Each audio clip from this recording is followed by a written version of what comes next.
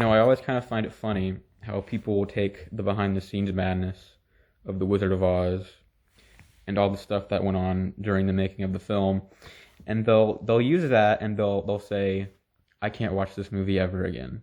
I can't support this, knowing the horror stories that went on behind this movie.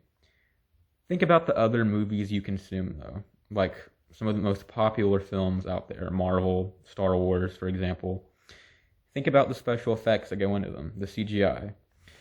Those special effects artists can't unionize. They're taken advantage of constantly. They're under crunch time. They're not given enough time to finish the effects. They can't sleep. They can't eat. It causes all kinds of problems with their home life, with their family life. And they talk about how torturous it is, all the stress they're under. And these studios, they just pump these movies out without any care for these artists.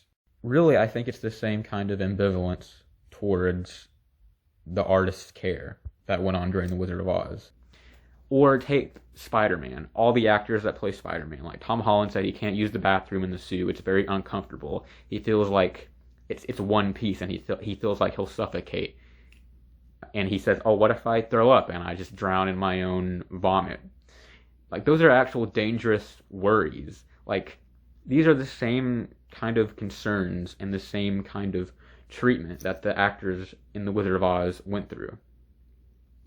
But no one really cares, because it seems The Wizard of Oz, in the making of it, it's really just become an urban legend sort of thing. It's like a thing where you kind of metaphorically gather around the campfire and you're telling a scary ghost story. And the scary ghost story in question is The Wizard of Oz, behind the scenes.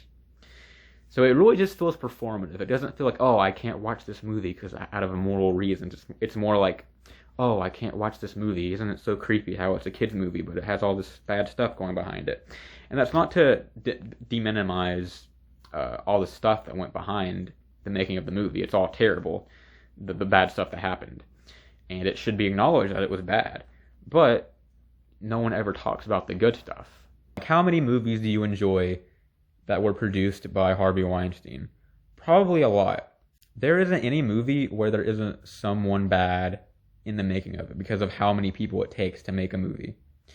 So it's really hypocritical to be like, oh, I can't watch The Wizard of Oz, all this bad stuff went on it, and just, fetishize the history of that till the end of time, but continue to support Marvel and Star Wars or something without any care in the world.